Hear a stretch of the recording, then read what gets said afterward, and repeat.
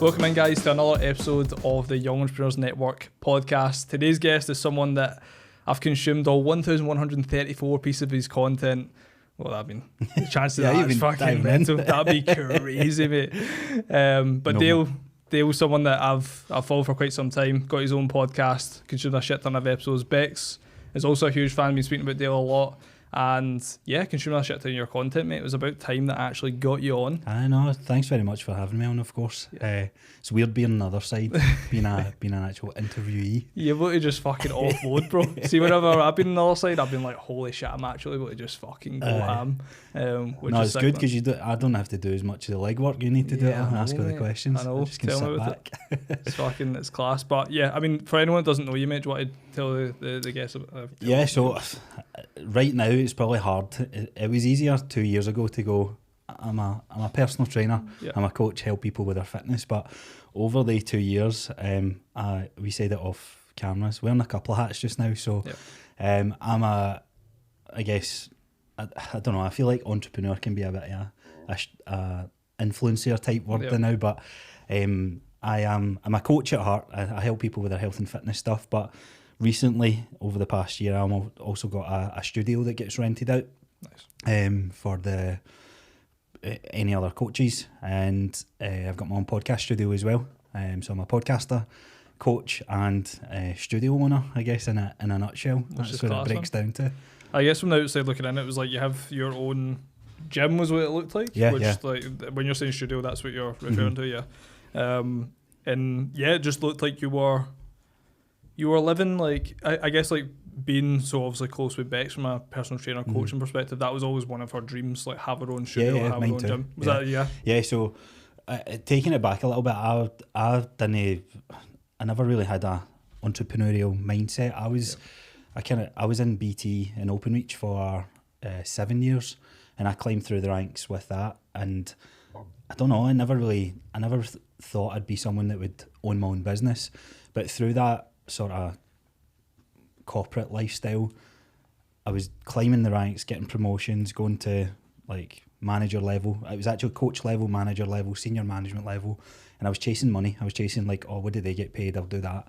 And then the last couple of pay rises I got, I was like, this isn't. It's like I was in the role, I'd have this new spark, it'd last 3-6 months, and then move on to the next role. That started lasting 3 months, 2 months, then 1 month, and I was like, what is this? So at the age of 27, I was like, there's something else that I need to do, and it's no lines and broadband. And I loved helping people. I loved being a leader in a team of people, but try to convince myself that my purpose was like telecoms, it wasn't it. So through this whole process, there was always a consumption of fitness stuff. I was always into fitness since I left school.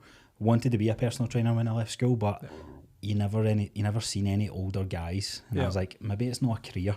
And mum and dad and family, as soon as I get an interview for Openreach at BT at the time, they said, look, that's a job for life, good pension, all this sort of stuff. So that's what I fell into. So I was like, you know what, it'd be cool to be a personal trainer. So I started doing a bit of personal training in my garage. Lockdown was just about to hit, or lockdown had hit, and some of Jillian's friends, she's my wife, was just basically saying, can I come round for coaching? I'm like, yeah, sure. Like, can we pay you? And I'm like, I don't know what to charge. So I charged £11 a session. So I wanted to take something from them. And I done that alongside the job. Like in COVID, I think everyone got quite lucky. Well, most people got lucky with these working from home jobs that you convinced yourself that you were working hard, but you're playing COD or in the garage gym. So that's what I was doing. It was either Warzone or the coaching side of things. And that's where it all started. I was like, you know what, I'm gonna do this. And I'll preface this as well. I've said this on our podcast as well. This was 6 months before we were getting married as well. And I turned to my fiance at the time, and I was like, I think I'm gonna quit my job, this big boy job. I think, what was my top salary? Like salary wise, it's in the region of like 50 to 60k. And for a guy who thought, I have made it in life once I earned 30k, like that came a long way. So it was a big risk to take. We just bought a house, we were getting married, we still had savings to get, and I was like, I'm going to go off on my own and do this whole personal training journey. And through that process, when I was training a couple of Jill's clients, I vividly remember a conversation with her friend. I still train her to this date, and she was like, do you think you'll ever own your own studio? And I was like, that'd be the dream. That's like 5-10 years down the line. And it happened in a year. It happened in a year of doing that. And that's a bit of luck. I wouldn't say I'm not naive enough to go that was because I was a fantastic PT. I was a good PT, but I was still learning, and just being at the right place, the right time, and I guess having a decent character, that kind of opened up more doors for me. And when you said to Gillian that you were going to be fair, this is how I know I was marrying the right girl. Like, she was the biggest supporter. So I don't have a lot of I'm not like ultra close with my family or anything like that. My brother, he plays an important role in my life, but other than that, it's Gillian, and I couldn't do any of this without her, man. She's my rock. So I knew it wouldn't be a bad conversation. I just had to say it out loud and tell someone this is what I'm thinking. And she's good at challenging me. She'll kind of push back, like, have you thought about this? What about this? What's your plan? All this sort of thing. So in my head, it was as simple as get 3 months worth of bills saved, and have that safety net, so that I don't have to make a single penny through coaching, and I can give this my all. And that was all I needed to do that. What does she think now? Because also you just went to LA for like 2 weeks. Oh, well, she's loving it now. She's loving it. So how that's evolved is pretty crazy, because the roles reversed now. Jill, she went to uni, done her degree in marketing and all this sort of stuff. So she's a really good marketer, and she's in a senior position with a housing development company with 10,000 people. She's climbed through the ranks to this senior position that she never thought she would have at the age she's in now. And the business, or the multiple businesses that I've got now, is doing that well that she's going to quit and step away into it now. So amazing, so we're really excited for that. So it's 2 weeks time. So she's going to take over like the podcast side of things, the studio hire, the kind of, there's a few marketing services that have ended up, it just goes hand in hand with podcasting. Someone records a podcast, it's like, oh, can that be edited? Can that be posted to social media? Can you do social media clips? And I always said, if I wasn't a personal trainer, if I was never a coach, I love video editing, because there's a side of this where we'll probably like where I'm a big gamer, and back in the day, making those the 360 clips and all that, like the game winning kills and all that. So I loved editing. I had some found, I guess, skill in that, and it's good to do. But at my heart and my soul, I'm a coach, and I want to help people with their health and fitness. I was curious, mate, because when I was looking through your content, it looked like either you had go way back, man. It looked like either you'd just got like really good and upskilled yourself, or that you were outsourcing it. Like that's what it came across as. So it's a goal to outsource, but rather than outsource, I actually want to bring someone in house. It makes sense, is from a business standpoint, to have someone that can record and film, and also edit in house. So weirdly enough, I'm trying to help my brother find his passion. And he's a creative soul at heart. He's a big gamer as well. Nice. So I used to stream on Twitch before any of this sort of stuff. I made a wee bit of money. I made like 70 quid. It was the best month I ever made through Twitch Primes. I was playing Apex, and then Warzone came in the scene. Class. And he would help me like making these clips in the background. So he's doing a lot of stuff for my own podcast. And like all my thumbnails and stuff that you see on YouTube, it's him that does that. Amazing. And if you go back, like seeing how his skills developed, and I give him a wee bit of money, but we're not at the stage now I could, the goal's to kind of dangle the carrot enough where he'll go, right, I'm ready to quit the council that he works in. He doesn't like it, he hates it. Mate, see those types of jobs though, man, like Jack, who was our first hire, like he was working a council job in IT for 7 years, mate. Oh, was it? And it was like, for him, bro, he was fucking... See exactly what you just said there? You get a new job, or you get a new hire. New hire, fucking pure. Promotion. But new promotion. You're buzzing for like... For him, it was like 2 weeks. He's like, I get a new hire, get paid like this extra fucking 100 quid a month, 200 quid a month, whatever it is. And then he was like, it's just back to the same old shit. The same shitty tasks, the same shitty fucking... Like, even, like, Jack was working part-time for us to begin with for the first few months.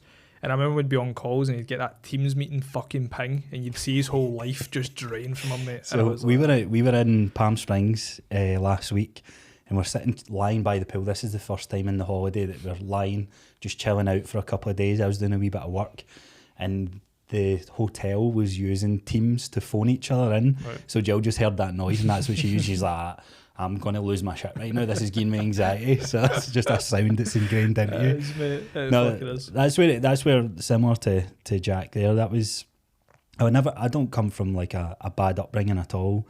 Mum and dad split up and all this sort of stuff, but I think because they split up, they were sort of working out themselves what they wanted to do. Yeah.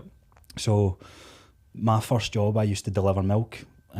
Which is pure, I don't know if that still happens in this day and age, but I used to get up at 2 a.m. at the age of 15, and I'd work till 8, go to school, and then come back, and you used to get paid like 11 quid like for those hours for the whole shift. But everyone liked getting on the milk run. It was hard to get on because of the tips.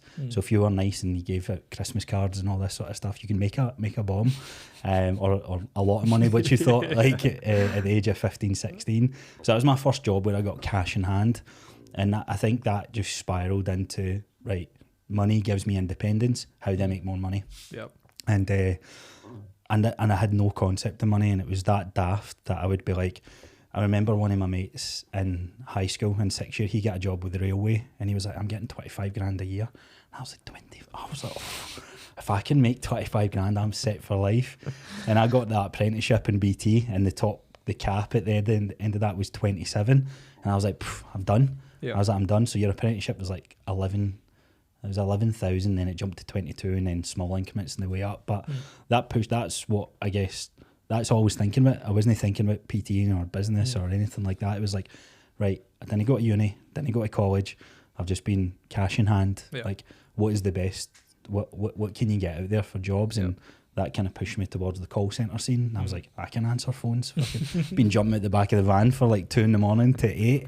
I was like, answering phones is easy peasy. So that kind of pushed me down that route. And that's really what kept me in that. I'm curious, man, because I think a lot of people, mate, will go through that kind of work-like environment and come into entrepreneurship, and that kind of money mindset of like 30 grand, for example, being a lot of money. Yeah. Obviously, coming into entrepreneurship and you see like people hitting like 5-figure months, you then start to get to your business to a stage where you're making... It's overwhelming though as well. I think, like, don't get me wrong, like the corporate structure and stuff, like, it's great getting weekends off. Like, when's the last time you took time off and couldn't think about the business, right? I forget. I actually don't know what life was like with that. I tried to do it while we were away, but I'm getting better at it as we go on. But like a set salary, set money coming in, holidays, all this sort of stuff, and in some corporate places as well, like, you've got good opportunity to move about, and that's what I'm kind of grateful of, because all those skills, I think, was everything that I learned being in that corporate environment for 7 years, moving about the country. So I lived in England for 4 years as well, managed to go over in Ireland, set up a couple of sites there, but I would never have been able to kind of meet all these different people and understand like just basic human skills, and I got that through that. And I think that's why when I started my PT journey, that it kind of accelerated so quickly, and it was all because of that. So I would never change it. Out of curiosity, from a revenue perspective now, like, what are the main revenue streams? So obviously you've got the coaching, the studio itself, and then you've got the actual PT studio itself. What is like the main revenue stream for you? It's so volatile, and it's been the biggest eye opening. So podcast wise is it's became a model in itself, and that's why it's almost kind of creeped up on me. And I remember when I moved into the studio, the guy who owns the building, he owns multiple different businesses. I think he's got like over 140 properties, all this sort of stuff. He's in his 50s, and he goes, when I started out, I thought that I would be on this path, and I was it changed so dramatically when I started in business. It might be the same for you, and that's exactly what's happened. Like, I built a studio for my own podcast, and one person asked, can I use that space? And I'm like, well, I've built a room that only gets used 3 hours a week. Kind of makes sense. Like, he was like, much do you charge? And I'm like, I don't know, for 40 quid, and then 40 quid became 60 quid, and then that became whatever it is now. So that model that I think it'll be the main driver to bring in a lot more consistent money.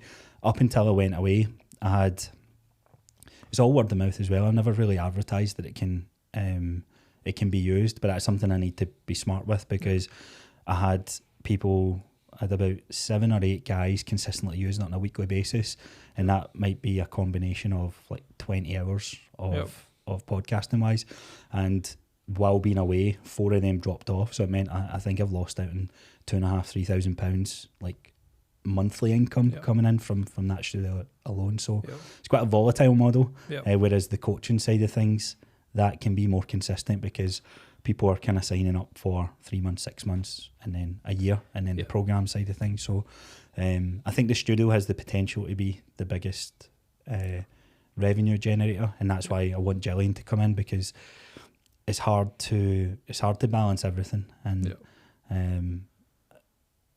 you kind of need to. I need to bring myself back to like, why was it I quit my job? Why is it I'm doing what I'm doing? What gives me the most fulfillment? And podcasting, like when you're paying your bills and you're able to go on beautiful holidays, that's great. But it doesn't mean anything if you're not kind of fulfilled in the work that you're doing. And I guess like the most of the fulfillment piece for you is, like you said at the start, you're a coach at heart. Coach at heart, yeah. I think I've always said that my mission is to help people get stronger and healthier through lifting weights. I think is a big driver of absolutely everyone. Should be doing it, whether it's once a week, once every 2 weeks, or the hardcore guys that are 5-6 days a week. But I've had an interesting journey where I've done like a full 180 on it for sure. Yeah, which is fucking nuts, mate. I guess it's like, I think a lot of people will relate as well, bro, where they'll start off in one model or one business itself, and then it's not even necessarily like woman in the red dress type shit. It's just like actual opportunities that synergize really well that you feel stupid to say no to when you start to like really ponder these ideas. Yeah, I think another part of that though as well is the like you said there, like you see, okay, I'm going to start a business, and then you see 5k per month, 10k per month, 15, 20, 30. I was getting roped into that world and thought it was what I wanted, and I started finding myself kind of stepping away from coaching, and I was like, right, I need to buy some property, I need to do this, I need to do that, and I was like, I'm not even gave this a year yet, and I'm already thinking too far ahead. And I got to the stage where I was like, I thought I was writing goals down, like make 10k per month and do this and do that, and I quickly realised, I was like, fuck the money. I was like, that doesn't mean that doesn't mean anything, because I've already chased the money in the corporate setting, got to I don't live a very expensive lifestyle. I'm not a materialistic guy. I mean, give me a gym membership and the sun setting over a beach with my dog and my wife, and life's good. Like I don't need this big luxurious lifestyle. And I was like, right, what is it that I want to do? And it's like I reversed that to, can I help 10 people with their health and fitness goals? Can that be 15 people? How far can I take that? How can I make a bigger impact in people's lives with their health and fitness? And that's where I've seen the most success in my own personal development, my own journey. And then alongside of that, it became, all right, I've got this little side hustle of a podcast studio, and then that became the wider studio, and that will be what Jill then takes over and takes the reins with. And I guess like from the coaching perspective, like is it like, do you have a specific niche? I could tell from your content that you do have a specific niche that you're working with at the moment, but then you also said about like, it's hard, isn't it? It's hard to like, because I think when you're starting out, niche, there's two parts to this. It depends what industry you're working in, and it makes sense to have a niche, because then you can gear all your content towards it. It's pretty clear from an audience perspective that this guy is, like, he's speaking to me, he can help me. And I went back and forth with this. I absolutely love helping people, I guess, in their older age, getting them into lifting weights. It just feels better. There's just something that clicks. There's not this internal pressure from them to try and get beach body ready and all this sort of stuff. They're truly looking at everything that aligns with my values, which is longevity and quality of life, and how does this kind of little gym, how does that play into it? So that's where I would probably say, if I had to kind of pick a niche, that's where the whole building your physical pension, that's where that message came from. Now, weirdly enough, there's two parts there. So I think people over the age of 40 and 50 are almost written off. We hear it all the time from our parents, like, that just happens because you get older, or you just need to deal with these X, Y, and Z joint issues, or health problems, health scares, all this sort of things. And yeah, I'm not saying that the gym completely eliminates all that, but it gives you a better chance. And the other side of this argument is, like, such and such, look at this person here, they smoked 20 fags a day and drank all the time. They lived to they were at 80, 90, and it's like, yeah, but what was their quality of life look like? It's a big missing piece that just because we are aging or just because we're getting older doesn't mean that, or you don't have to accept this kind of I don't know what the word is, like losing your independence. If you get like I've came across some clients that sadly they struggle to get out of bed themselves at the young age of 50, and when you're a wee guy you're like, oh, 50's old, but the closer we get to that, you're like, oh fuck, I thought being in your 30s was old, and I hit 30 and I was like, I don't even know what I'm doing with myself. So the other side of this is I've been invited to go into a few schools, primary schools, and I think that's going to be, it's something that I've never really thought about, but it kind of makes sense if I can tackle this from an older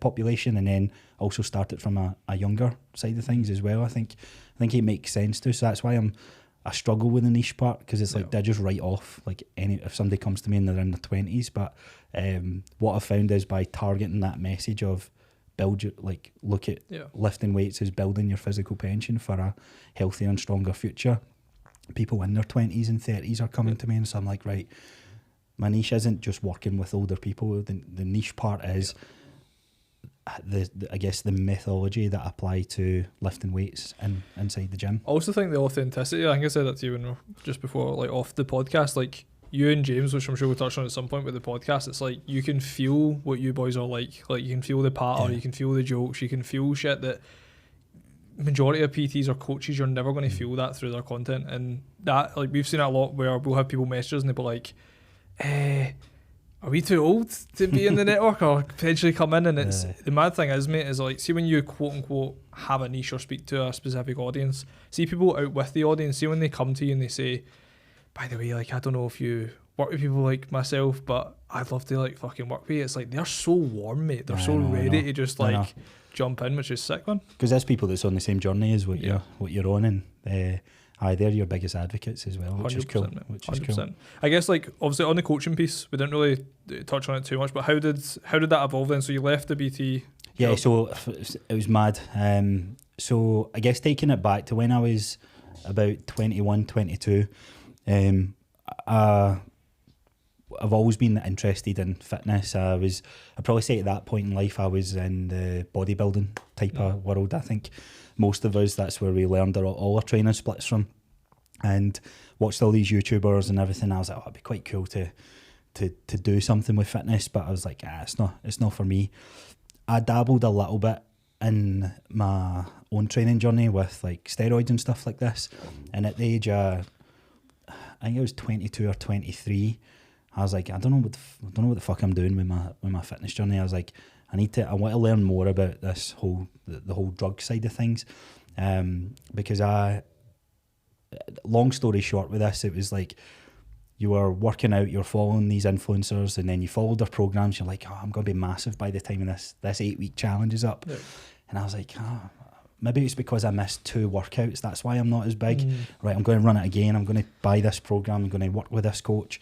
And then I got to about the age of 20 or 19 or 20, and I realised, I was like, oh fuck, everybody just takes steroids and then lies about it. So my mate, us two were like best mates. We were always in the gym. He started taking it but no telling me, and then he came out 3 months later, and I was like, what are you doing? He's like, I've been taking like such and such or Anavar or whatever it was. And I was like, all right. So I watched his journey for like about 6 months, and I was like, right, cool. He's not seen any of these mad side effects. And I watched this Netflix documentary, I can't remember what it was called, but it basically listed everything that can kill you quicker than what steroids was, and paracetamol was ranked higher, and I was like, right, that's all I need to hear. 19 years old, fuck it. I was like, where do you get your stuff from? And it's just being a stupid young kid, man. Like, looking back now, I'll never change it, but looking back now, like, I'm 30 years old and I fucked up my hormones for all that sort of stuff that I'd done in my 20s. So I played about with like mad compounds. I played about with like training for like 4 weeks and taking tests and doing all these different things. So blew up, but also gained a shit ton of weight. I was always a skinny kid in high school, and then just became this overweight guy. And I was like, I need to strip everything back. So went off everything. Had really bad side effects. Like I had low libido. I had gyno. My back was like man, it was like one of those, remember those little graphs, what do you call them? Yep. It's the dot to dots, like you could do that on my back, and I was like, right, this isn't good, I'll come off it and then let my body recover. And weirdly enough, my mate didn't see any of these side effects, and it just shows you like how independent we are. And I was like, there must be more to this kind of, this isn't, this can't be healthy. Like, I thought being jacked would give me, I don't know what it was I was looking for, I just liked I like the appreciation of like, I don't know, it's like your ego into it. It's like people commenting all this sort of stuff. So came off it and nothing was happening after 6 months. I still had all the side effects, didn't feel great. So I was searching for a podcast to like learn more about it. It was on YouTube, and I came across this podcast, Mind Pump, and that was they had done about 300 odd episodes at the time. So started listening to them. They were posting like 5 pieces of content a week, 5 podcast episodes. They just talked about everything fitness related, but they were personal trainers who climbed through the ranks, ran gyms, and then are doing their own podcast. So through that journey, sorted my own health, but actually seen a different side of health and fitness. And I was like, there's more to life than bodybuilding. There's more to life than your looks. Started learning about mobility and almost started learning about just the health and fitness sector as a whole for the next 7 years. So I had all that behind me, and I think that was a seed that was planted that was consistently growing and growing and growing and growing to the point where I never got the fulfillment in the job that I was doing day to day. And I was like, right, what is it I want to do? So bought the personal training course, done it, was learning it from home while working during the day. I think it took me like 6 or 7 weeks. Again, I felt confident because anything I was learning through that, or anything that was getting taught through that, I was like, this isn't actually new information. So again, there was a level of confidence there. I was helping some people, and I don't know, when you're the fitness guy, it always happens in the corporate place. Like somebody's like, oh, what is it you do? And you just end up giving advice, and the advice was shocking. Like, I'm not saying it was good, but it was like, wee Sandra, who's never been to the gym, I'm like, right, hit your back in Monday, hit arms on Tuesday, hit your legs on Wednesday. And she's like, aye, right, cool, no bother, Dale.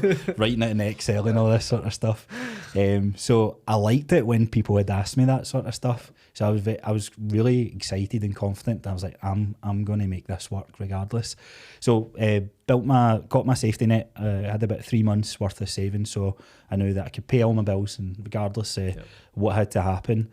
I didn't leave on bad terms as well, which was good. So like everyone was saying, like I still had one foot in the door, like almost like I knew I was good in that corporate setting as a senior leader, that if I couldn't get back into BT, then I could apply and I could work any job. I'd go and do deliveries if I had to. So I was confident in taking that leap, but also if it didn't work out, falling back to it. So there was a brand new gym opening up in Wishaw, and my thought process was, I moved away from here for 4 years, and Wishaw was the area where I grew up. I went to high school and stuff, so I thought, if I can go in there and I can just focus on building my reputation as a really good personal trainer, that'll work. So I thought, people already know me. This new gym opened up.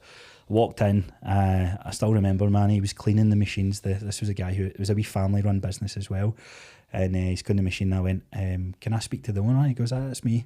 And I was like, well, I'm just going to go on a whim here. I was like, I'm looking to learn more about the gym place. I was like, gave him my background, what I've done, and I was like, I'm a newly qualified PT, don't know too much about how gyms operate, but I'd love to work here. And he asked me to come in for an interview, and then that was it. I started working in there.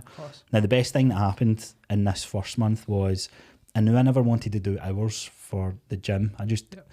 I'd learned a lot from like podcasts and all these different things. So strategy going in was, I can't remember where I heard this from. It was like, I'm a walking billboard. Like people, the more people see me, the more people are going to ask questions. And then I seen a stat that someone takes 3 months to make a decision before they invest in a personal trainer. And I'm like, fuck, 3 months. I've only got 3 months. So the goal was to spend as much time in that gym as possible. So I started cleaning in the mornings, opening up, doing a couple of classes and that sort of stuff. And then at the end of that month, the guy who owned the gym, he's like, right, I'll pay you for your time this month. And I was like, no, I don't want paid, because I don't want to be roped into this model. So I knew, like, if PTs, if you're used to this wage coming in, I can't be relying on that. You must have thought you hit the jackpot. I know, he was, and look, in a way he did, because he was very grateful for me. He was very open on how how much members he had, the strategies that he used in his marketing. So it was all things that I was very interested in. And if he got me a couple of years earlier, I would have been like a general manager for him and help him run his club, because I started falling into that, and I had to kind of say, look, I need to step away from this because I've done all this before. This is just, it's almost the same as the corporate scale, but just with a smaller business. So my strategy going in, like I said, was to be on the gym floor as much as possible. And I had this bright idea of running a competition, like a welcome competition for free personal training. And I was in it wasn't a mentorship, but it was like off the back of like listening to Mind Pump. There was a guy, Jason Phillips, and I love his stuff from a mentorship point of view, but he's based in America. Not everything that they do in America really translates well over here, but he said something that if you can run a free promotion where you train somebody for free, but just make it, he's like, the one thing you have to do is think about how do you separate yourself from all the other free personal training. And I was like, fuck it, I'll train someone free for a year. I was like, or free until they hit their goals. So I opened this up and I got about 100 people opting into it, which I think was good. I only had a following of like 200 followers, and no one really knew who I was. People were like, when did Dale become a PT and all this sort of stuff? So I picked 2 people. I was training them for free, but I felt there was 98 other people that is interested in personal training. So I just started DMing them, and I was like, look, thanks for opting in. Sorry you haven't won it, but look, I've got a lot of free time just now. If you're up for it, I'll train you for free for the next 4 weeks. And this was in January. And the messages I got back was like, what's the catch, blah, blah. And I was like, nothing. I was like, just give us some honest feedback on, 1, how it was, and 2, if you enjoyed it, if you don't mind me sharing the testimonial. So I started messaging, I think I messaged 40 people, and there's some of them I couldn't train because I filled out my books. I filled out a 10-hour day, Monday to Saturday, in the first month of January. And I was like, oh shit. I was like, I've kind of fucked myself. So I had to get back to people saying, look, sorry, I'll do it next month. That was the best thing that could happen to me in January, because kind of being on the gym floor that often, try to deliver a good service and be the best PT I can, try to work on my brand and who I was as a person, allowed me, when it came to February, to have my books fully booked out. Because either the people who couldn't stay on because they couldn't afford personal training, they gave a great testimonial. And what was happening on the sidelines was people that were coming into the gym, they were like, there's Dale again. Fucking hell, there's Dale again. It's like, and I knew it was working when I was getting comments like, fucking hell, do you sleep here? And I was like, right, they know now my work ethic is good. So they know if I show up to the gym that often, what would I do for their health and fitness journeys.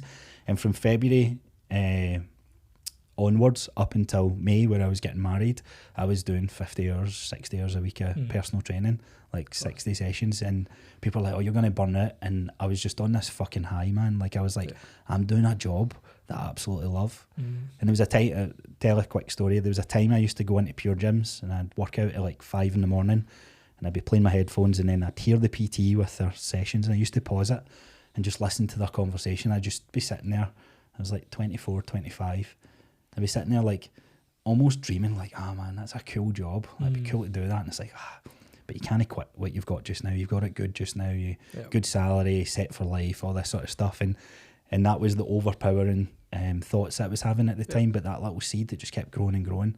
And people kept saying, you'll burn out. And I was like, nah, man. I was like, one, I know my work ethic has been conditioned like crazy high, because when I don't know if you've ever kind of worked in the corporate place, but when you're a manager or a leader in some, well, maybe not all environments, but the one I was in, your contract says 8 to 4, but you're getting phone calls at 5, 6 in the morning with people phoning in sick, and then shit happens throughout the day, so you find yourself 6, 7 at night. And you could maybe draw the line in the sand and not do that, but I always wanted to show up and leave a good impression.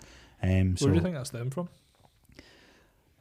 Do you know, I've been asked that question a couple of times, and I honestly don't know. Like, I think for the age of like 15, 16, I'd get up and I don't know. I know I'm definitely a people pleaser, because in that sort of role within BT, anyone that was older than me, I was like kind of like almost like bowing down to them, doing everything, like bending over backwards for everybody. But I don't know. I think it's just it's a characteristic that I've just kind of almost grew into.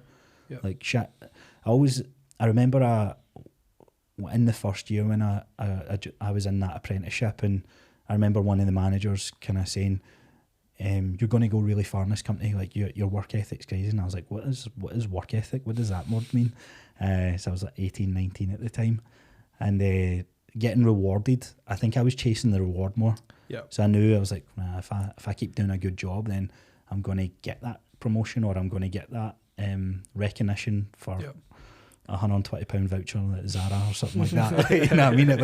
It didn't take a lot to keep me motivated, but I think that just grew over time, and it kind of made sense, like, to go off and do my own thing, because that energy needs to get used in a different way. 100%. And that showed up definitely in the last year. Like we were saying before, I was saying you graft, and you're like, no, you graft. And I was like, I don't know where it comes from. It needs to work, doesn't it? Something switches, man. Something just like, I think for me, something just switched. Like, I can't really put my finger on it either. But yeah, anyways, like, one of the things I loved about what you said is like the 3 months of bills showing up, like 3 months of bills tied up, allowed for you to do the free offering, which literally. So in February, like, what was the numbers? Like, how much were you charging per hour? So I started I remember actually looking at, because personal training at this time, everybody keeps their cards close to their heart, and I'm like, I don't know what to charge. I was charging £11 in my garage, and I was like, right, what do you charge a session? So everything I'm consuming is American content, so like $100 an hour, and I was like, I can't fucking charge £100.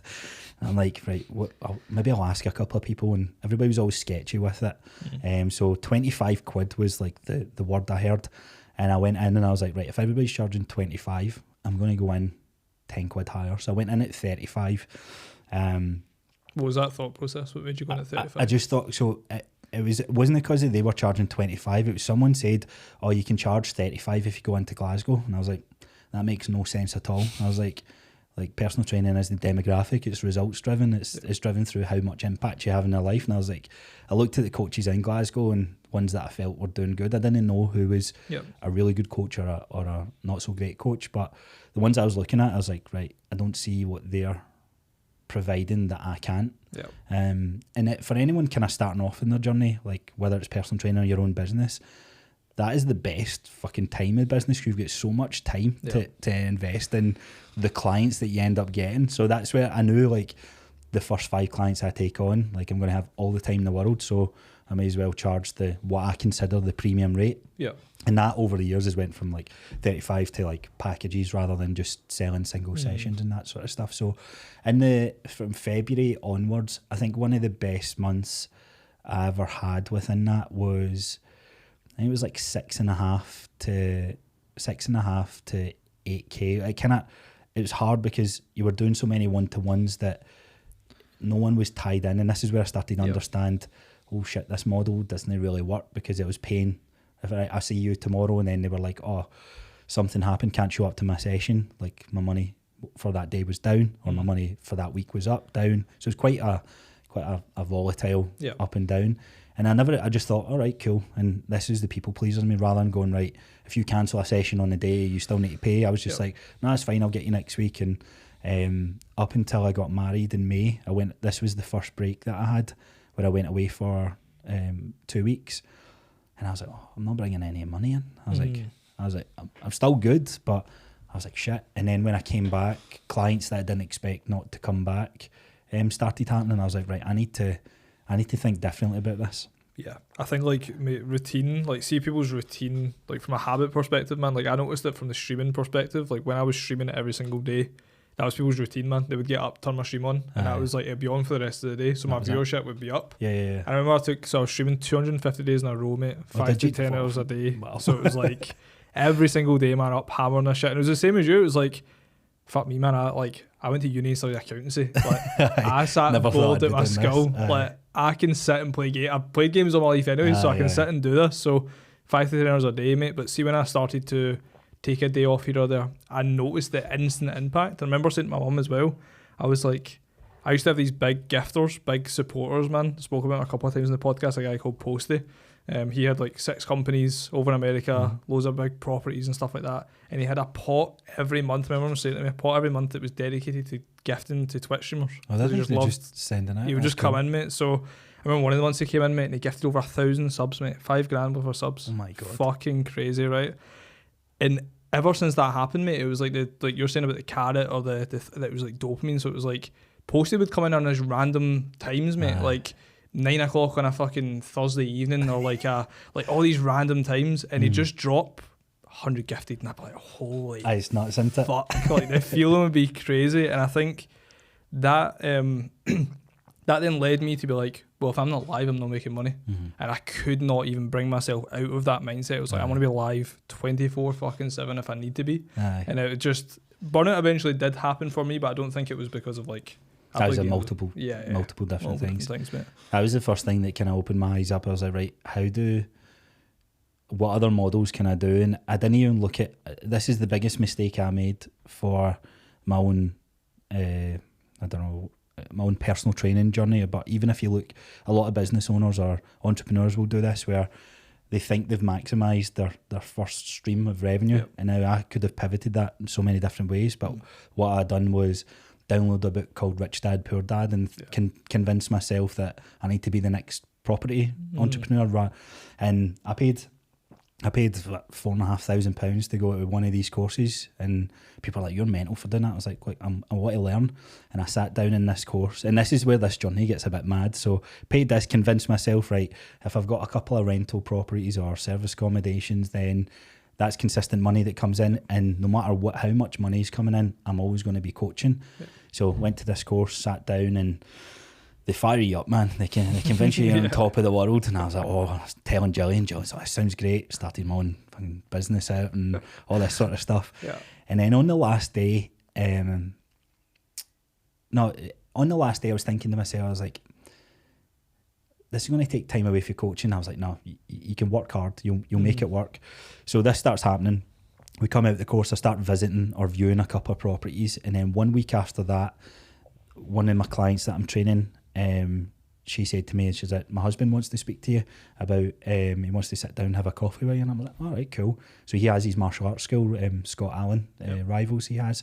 And he sat me down, he's like, look, cut this short. Like, I've got the chance that I'm going to be opening in our club up in Airdrie, and there's a second half of this building. He's like, we can use it, but Kerry says that you're pretty driven on what you do with coaching, and so this is how much rent's going to be. Do you fancy kind of running your own gym? And I was like, I need to think about it, because I never wanted to own my own gym, but I thought I wanted to own a gym until I started seeing the work that gets put in, that Manny was showing me through, and I was like, I don't want to be a gym. I want to help. That having a gym's not going to just help people with a health and fitness goal. So it doesn't align with my values or the mission that I'm on. And I started thinking, I was like, God, I could have my own studio. I could do this. And I was like, you know what? This is what I need to do. Yep. And there was a little voice in my head that going, nah, fuck that. Just flip it or turn it into, like, I don't know, a service accommodation model and all this. And I was like, no. I was like, why am I trying to pivot when I've got something that I'm good at, that I enjoy, that I'm fulfilled in? Why don't I just try and maximise and make that work? So that was, like I say, so October, I'd quit my job and started working in Gym 24. Worked from October to December doing classes and all that, and kind of working for free for them to understand how the business operates. And then in January, hit the ground running with personal training. And by August time, that's when the offer came. And then September, I get the keys to the place and had to I was like, right, how do I kit this out? I didn't have savings. I blew all my savings on our honeymoon, our wedding, and this property course. And the weirdest thing about that whole thing was, like, I knew I would be leaving the gym. So it was like a 3-month lull of me still working in the gym. And it was hard. I just had switched off. So I didn't want to keep bringing new clients on board, knowing that I'm working in Wisha, I'm going to move to Airdrie. And don't get me wrong, every client that I had moved over with me to begin with, but that slowly dwindled off, and I knew that was going to happen. So I took a massive kind of risk and punt with that one as well, because I was like, shit, I knew kit outs for gym were like extremely expensive, but luckily this was a gym, it's no lucky for the guy, but it was a gym that had gym equipment in it, and the guy had went bust, so he was keeping everything that he wanted to keep, and then everything else was getting left. So the guy who owned the building's like, just give me a number and I'll take it. So I was getting like squat racks I was like 50 quid. I was getting machines that any machine that you look at in the gym space is like 4, 5, 6 grand. So I was like 750 quid, and I managed to get a good bit of equipment. That's class. So again, and this is where I know like everything that happened there. Yeah, you might manifest your own fate and that, but that was pot luck in a sense that opportunity came up when it did. The client that I had, where it was Kerry, where her husband Scott, I guess in a way Kerry came to me because of my character in the gym. Yep. I would always sit at the front desk, like as you came into the gym, and make sure that I say hi to every single person that walked through. If they didn't say hi back, it was cool. It was like, have a nice day, and then that opened up conversations throughout the gym floor to like, oh, how's your workout going, and then people just asking questions. So there's so much shit that you're touched on, mate, that I just feel like a lot of content, especially from the young entrepreneur space, mate, a lot of shit that people just are not willing to do anymore. And it's like this whole, you've literally transitioned, because when I had a look at your content, you'd posted like 1,134 pieces of content. I thought, fucking hell, has Dale been in this game for like 7-8 years? That's a lot of content. I think it was 3 years, 1 week, and like 3 days or something was what it came to, of posting daily. And I was like, fucking hell, you must have been in this game for a while, because you're, like you said, like content, something that I know is not just, you're not banging at every single day. You have little lull periods. So I was like, Dale must have been in this, because I tried to scroll back, couldn't get back far enough. Fucking Instagram just I'm good. That's a good thing. It's like Instagram shows you like 9 posts at a time, and it's just a fucking. I think one of my first posts was about eggs, mate, and how important eggs are in your diet, and I was like, why did I think that was going to be a fucking captivating topic for the average people? Go, oh, I need to start working out and eat eggs. Yeah.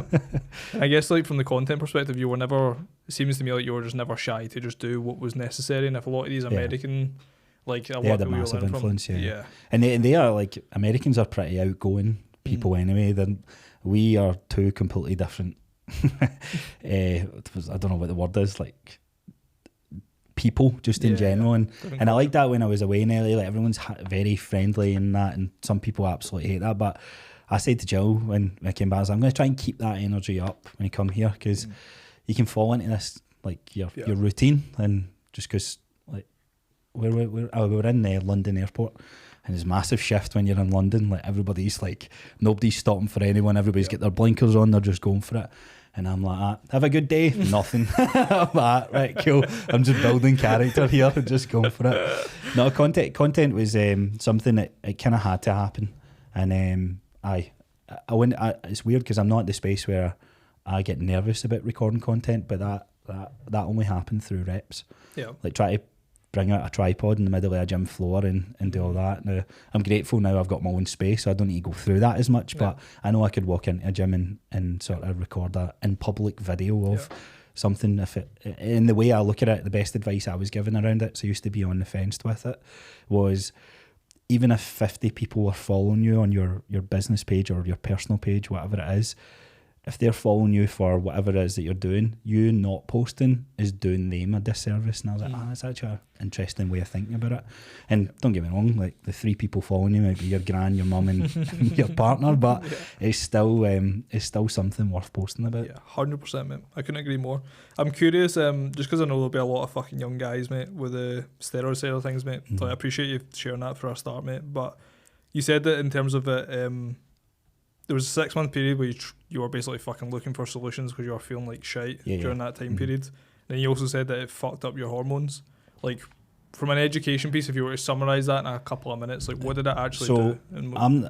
I think for anyone looking at hormone health, you're always best to go to an expert in this. I wouldn't consider myself anywhere near an expert, but sharing my personal journey, if I could look back and do one thing, so the steroid space is interesting. Fitness overall, the fitness space it's a weird one because you have these 18, 19, 20-year-olds that are juicing to the gills and they've got these big sponsorships with Gymshark or MyProtein or whatever it is.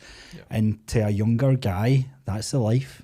All the attention from, let's be honest, like if you're that age and you're single, it's attention from the opposite sex, it's attention just in general. Like we seek that dopamine hit. So I think there's a lot of guys that's going to fall into that. Now, whatever you decide to do on that journey, I'm not an advocate for it, but I can't sit and say that when I say that I've taken it.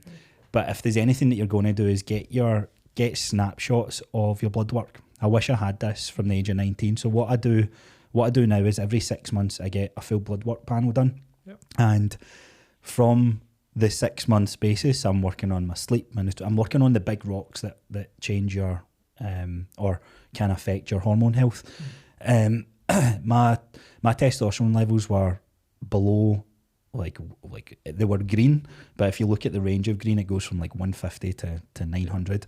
Mine's were like 155, right? Yep. So when my paperwork or when my blood work was coming back, it's like, oh, you're fine. So like the NHS and the state that it's in, like it wasn't fair for me to keep using that time when I can use some like private blood work. So I was like, you know what, I'm going to try and work on this myself.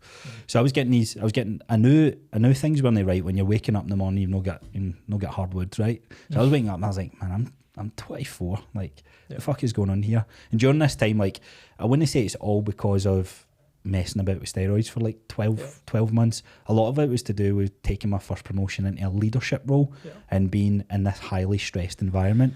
So managing stress was the biggest part of this. So this was all happening. I was like, right, okay, let me work on my nutrition. Let me work on my diet. Because when you look at the diet of the fitness space, it's like eat, pack on muscle, pack on size. So I was drinking chocolate milk and 2 tins of tuna, and I was putting away some mad calories. And I would go to McDonald's and when they order 20 chicken nuggets, I'd order 60 because I could put them away. And that has a shelf life, right? I wish I could stomach that. It's like my digestive tract is fucked for that. But I wasn't in a healthy place. I maybe looked big when I had a t-shirt on, but I wasn't confident in myself either, because of the acne that I had. So my whole journey of trying to get my hormones back in place, it was mainly my acne. I was trying to fix that. I had no confidence to take my top off because of how bad it was. So I came off it, and anything I was reading was like, I'll come off it and in 6 months' time it'll be back to normal. Well, 6 months had passed and I was like, it's getting fucking worse. What is going on here? And then I started reading into the impact that nutrition has, hydration, sleep, and then stress kept coming up, and I was like, I'm not stressed. I was like, I'm fucking play games and I'll get a pretty cushy life, blah, blah, blah.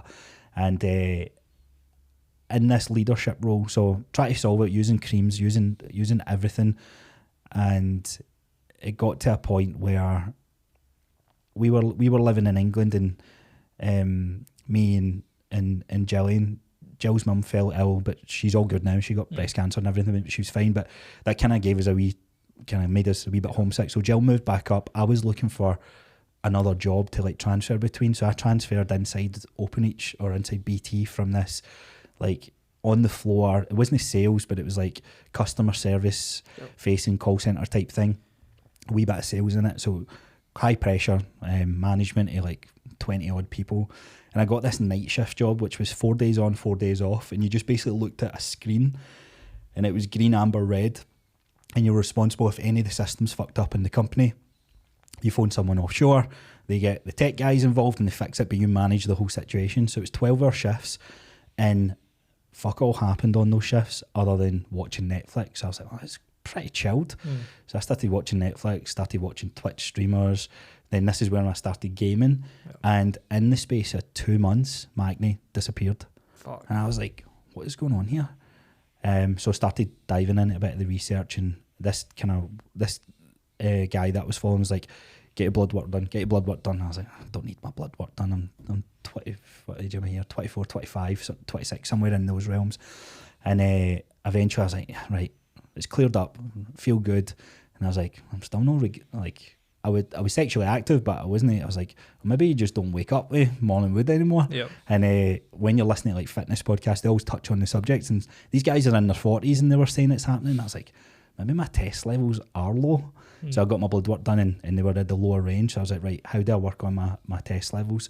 So started working on diet, working on movement, working on the stress side of things, and that had positive impacts, but nowhere near to the stage where I should be a guy in his 30s who's physically fit. So I've made the decision myself to jump on a lower dose of testosterone. So I take about, depends in the vial size, but it's roughly around 75 mils of or 0.75 mils of of test. But I've got this snapshot and this history of my blood work. Yep. My goal is to try and come off that now, because I don't believe I should need that. Now, it's definitely made... There's two parts of this decision that I knew, like, testosterone in men is everything. It's their drive. So if I don't have this get up and drive attitude, then a byproduct of that is my business would fail. So I think that was the argument in my head that I'd made with myself. Whether that's right or wrong, I'm not sure. But one thing I'm a big believer in is having this snapshot of 6 months of, it's like we all get our cars MOT'd. We all get that service to kind of check up and how our vehicle is, but our body is almost, it's not just as important, it's more important. So it's good to see that when I was making these changes, so I was working in a night shift job, and I seen how my cortisol was spiked and all these other kind of hormone markers. I was like, wow, when I moved away from that job and came up into another management position, I seen some things changing, and I was like, is that because of sleep? So I started to pinpoint my own journey of what affects it. Drinking alcohol and stuff like that, like moving away from that or not going out as much, seeing how that affects it. So I think it's something that every person should have, because it'd be great to look back and go, well, see, before I jumped on, look, as much as I was 19 years old, like, it would have been nice to see where was I operating. Because as somebody, like, I'll make a bet to say that my test levels were pretty high, and you don't really need that. I didn't need that compound in my life just to get to try and get a wee bit bigger. Yeah, so I think it's mad, mate, that you're mentioning that, because I wanted to dig a bit deeper in it, because the blood work side of things is interesting. Because when I was, so see the high performance days that I was doing, that was motivated off the back of me getting I'd got my blood work done by Thriver. I don't know if you used similar, but I think I've used them once, but I moved to what's the name? I can't remember the name. It's slipped my mind. It's the most common guys. They're all the same. Well, I used Thrive and it came back, mate, my cholesterol level. So obviously during the time of COVID, streaming every single day, 5 to 10 hours a day. COVID times it was 10 plus, mate. There was very rarely it was within that lesser range. And I remember I looked back on I remember showing Bex it, mate. She was fucking mortified, mate. 250 steps a day I was doing, bro. Was it? Like that bad, mate. And mind you, prior to that, I was football 3 times a week, gymming, like everything. And I decided, I was like, I think it was Conor Malone said to me, one of my clients, who was like, I get my blood work done every 6 months, similar to yourself. He was like, just use this, get it sent away. It was like 70 quid or something.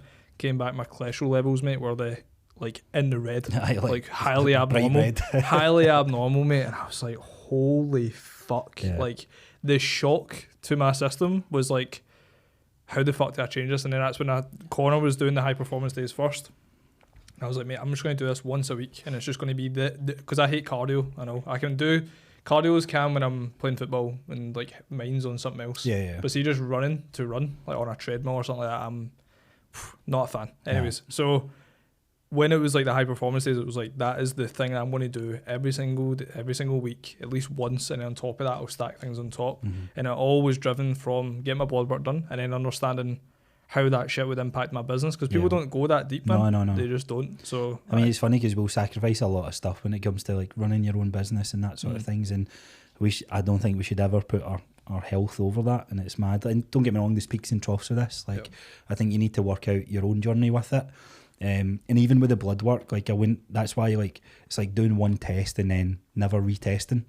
It's the same when I work with clients. Is like there's no point me just looking at this or blinkering on just one certain thing. Like you have to test multiple times over the course of years, months, or whatever it is, because that could just be one high stress day that you took that test, and then your cholesterol the next day was back to normal, but you'll never know that because you're focused on that one little marker. It's like the weight in the scale. Like if you jump on the scale after a big binge eating day, it's like, oh man, fuck man, I'm 5 kilos up, but you never weigh yourself like 4 or 5 days later, you know what I mean? So I hear you, different. 100%, mate. I appreciate you touched on that stuff, mate, because I think like a lot of fucking young guys out there, mate, that are obviously seeing the whole like 10k per month Iman Gadze shit, and then on the flip side of that as well, you're seeing like you're saying, these 18, 19-year-old kids, mate, are fucking lifting. I seen your post on your story. It was like you just watched the boy this morning. He lifts 350 kilos, and I was like, oh, that's impressive. And it's like,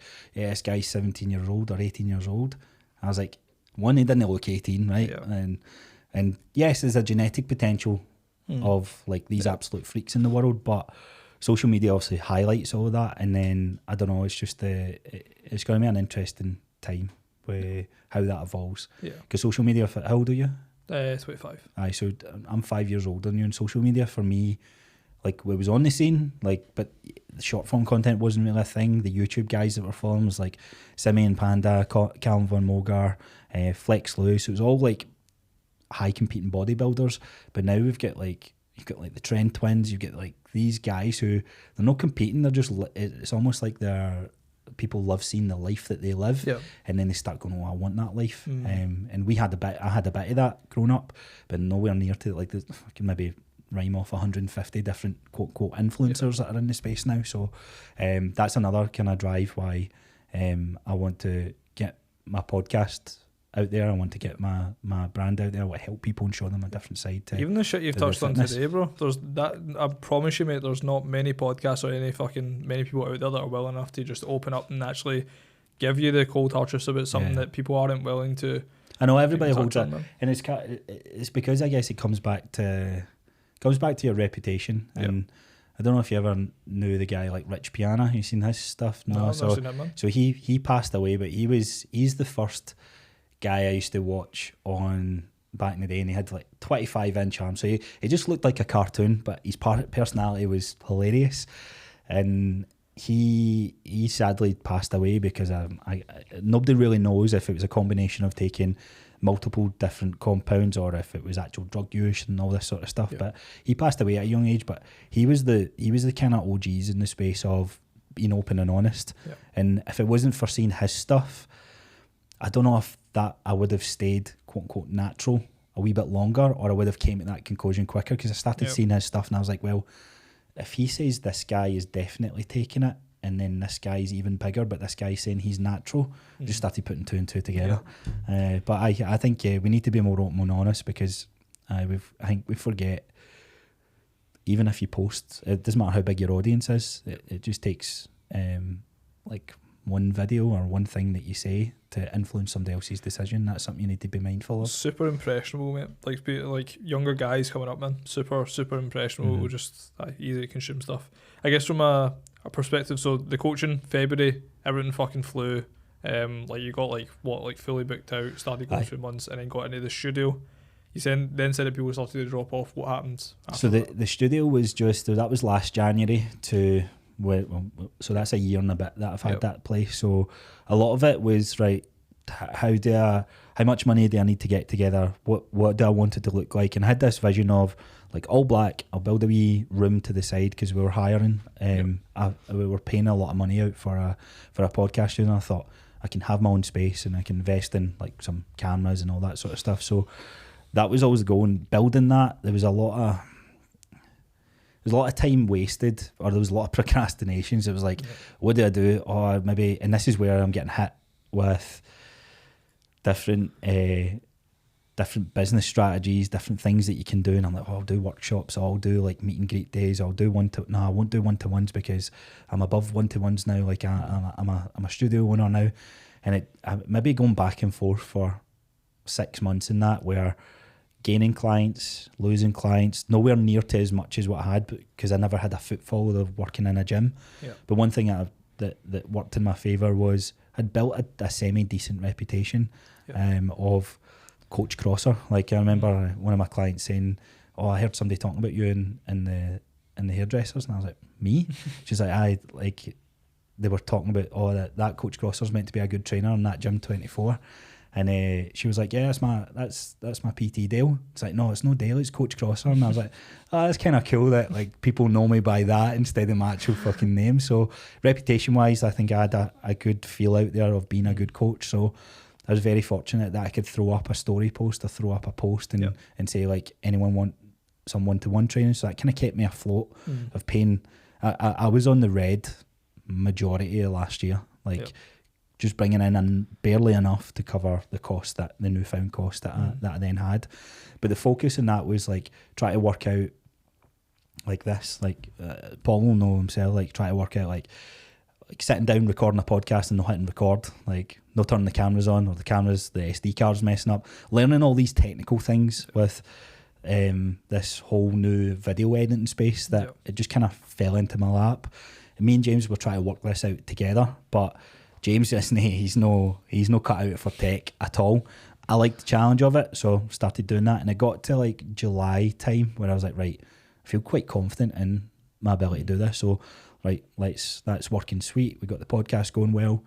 Let me start ramping up like programs and coaching and that sort of stuff. And then this is when one of the first guys had reached out and was like, "Can I start using the studio?" I'm like, "Yeah, sure." So that just built traction from about August last year till, well, it was in fact, it didn't build any traction. It was the same 3 people that were hiring it out, but those 3 people brought in enough money for me to not think about anything else, because there was a lot of work off the back of that. And I got a bit complacent because I was covering my bills. I was covering enough where I could spend a decent amount of money on myself if I wanted to.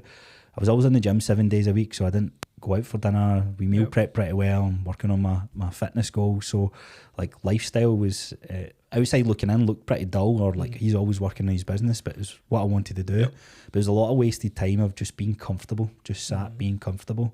And it's only till the start of this year when I was kind of writing some goals and setting out what do I want to do, like how successful, or how much would a class last year being successful.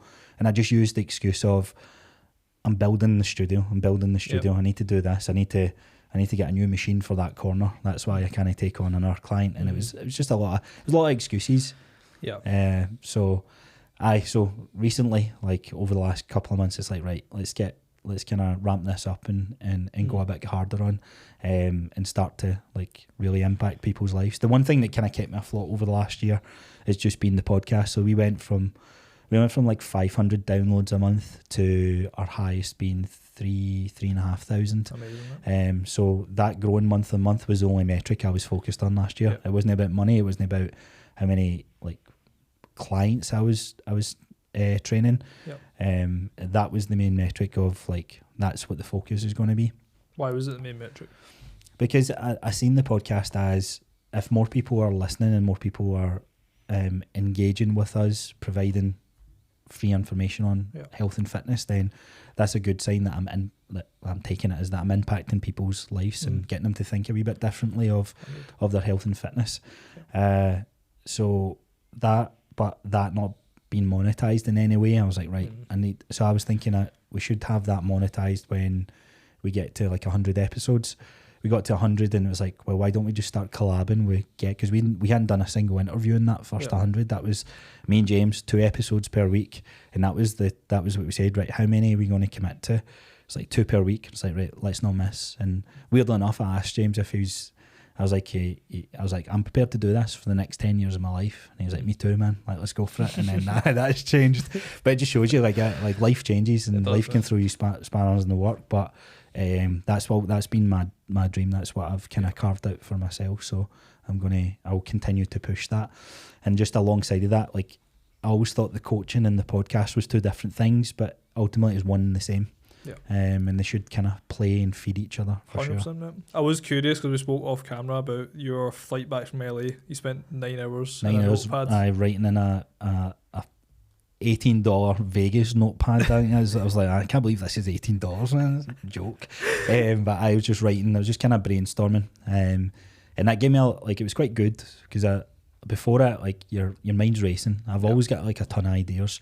And it's a comment that James has said to me a couple of times, that he's like, did you see, so some people that use the podcast space, they'll run like these challenges and do these great things, and James said to me, he's like, did you see such and such is running that challenge?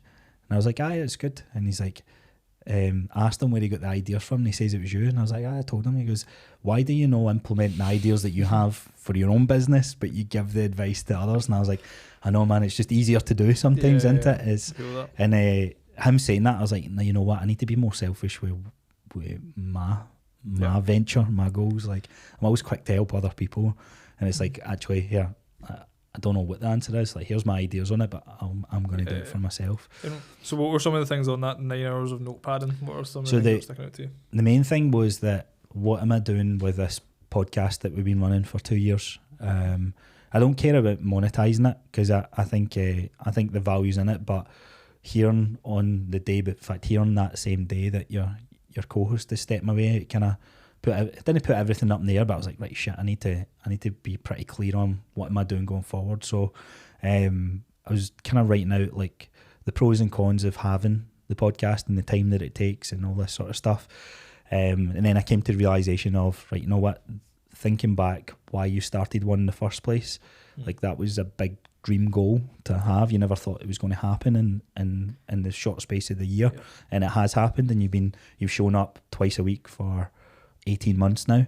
So are you still dedicated towards that goal? And the answer was yes. So I started writing out the ideas of the next 3 months worth of episodes. So I'm still going to go and post two times per week, and it's going to be a harder dynamic because it's me and James have, like you said, we've got great chemistry, and we could sit down, turn on the cameras, and it's like, what do you want to talk about today? And he's like, I've got a couple of things I'm going to throw at you, and they'd throw things, and that'd be us riffing off each other for an hour and a half. That's class.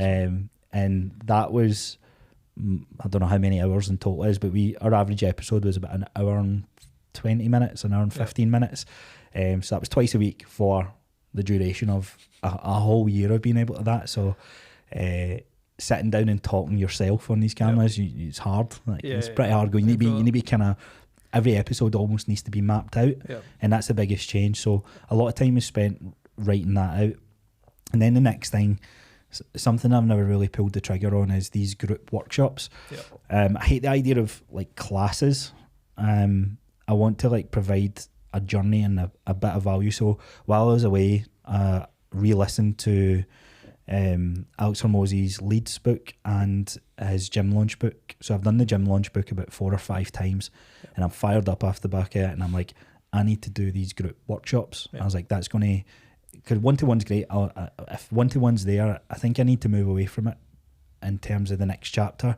She can't do one-to-one and group sessions. She can maybe do a little bit of it, but if I'm doing group sessions, I know I can provide, or small group sessions, I can provide the same value in one-to-ones and touch more people's lives and help more people. So that's where I've always had the idea to do it. I've done a little bit of it. I've done a couple of workshops, but I never really got it into this kind of well-oiled machine.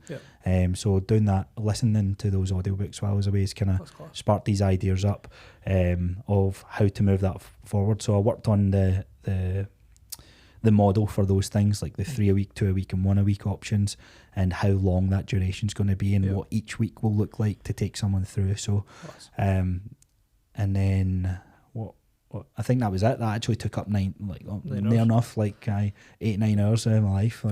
And I was listening to like Post Malone just released that new song, and that was the only song I had downloaded on my phone, so I didn't have Wi-Fi in the plane. So just replaying that song more, going, right, cool, we got this. So that's been rinsed. That's been rinsed. I'm still enjoying it, weirdly enough.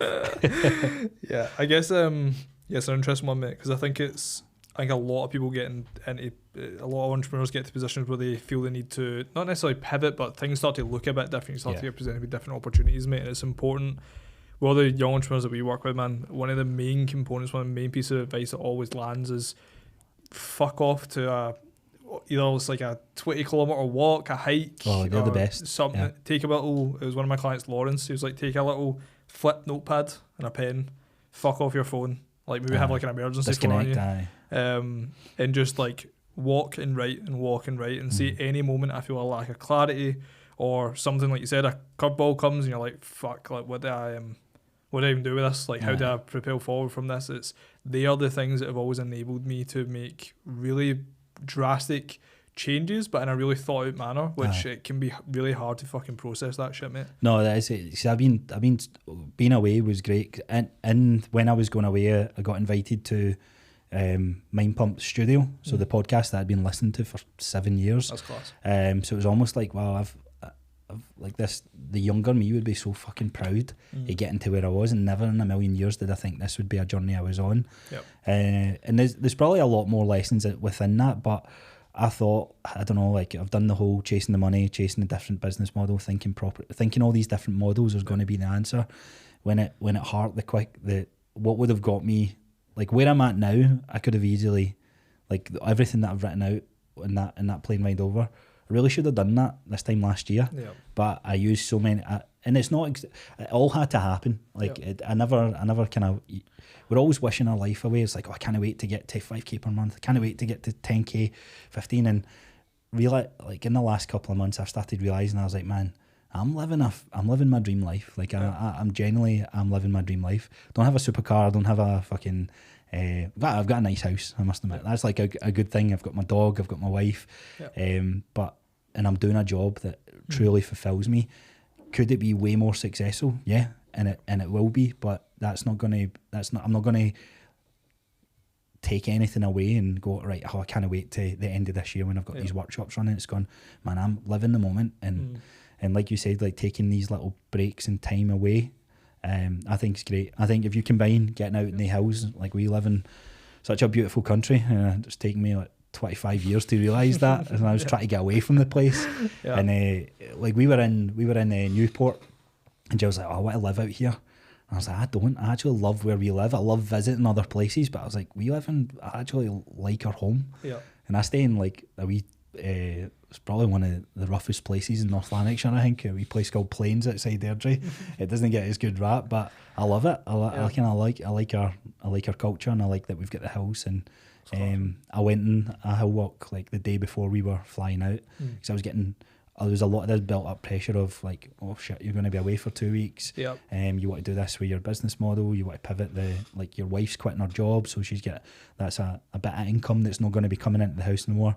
And I was like, I just need to get out. And I didn't have a notepad, but see, even just thinking it out in your brain and just being away from phone screens, noise, it's a fantastic tool. It's game changing, bro. I think I've started to realise more and more how, like, you see people like further on in their 40s, 50s amassing an immense amount of wealth, but looking like they're doing nothing. And it's just that because they've got constant clarity, mate, they're able to pull the trigger on decisions so quickly that other people, because they're doing so much, like it takes so long to actually get to the point of understanding what the true fucking big lever is to pull.